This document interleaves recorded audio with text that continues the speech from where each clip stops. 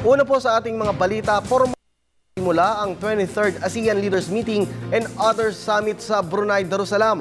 Nagkaisa ang ASEAN leaders kasama na si Pangulong Aquino na bawasan ang antas ng kahirapan at patatagin pa ang ekonomiya sa rehiyon. Sa loob ng 2 taon sa ilalim ng isinusulong na Asian o ASEAN Community 2015. Sa naturang summit, inaasahang tatalakayin rin ang usapin upang mabawasan ang tensyon sa West Philippine Sea. Sa harap na rin ang territorial disputes sa pagitan ng Pilipinas at China sa nasabing lugar.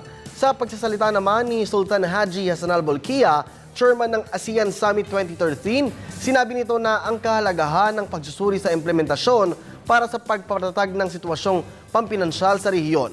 Ayon sa kanya, patitibayin ng ASEAN economies ang isyong politikal at pagpapalawak ng kalakalan. Bilang tugon po ito sa umiiral na global financial crunch. Iginiit nito na sa itinatadhana ng ASEAN community umangat sa 9.3% ang GDP sa rehiyon.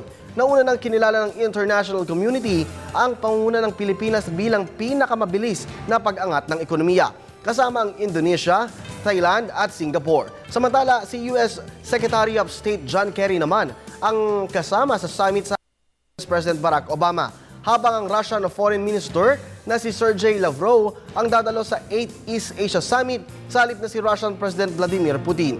Habang pangungunahan naman ni United Nations Secretary General Ban Ki-moon ang ASEAN-UN Summit.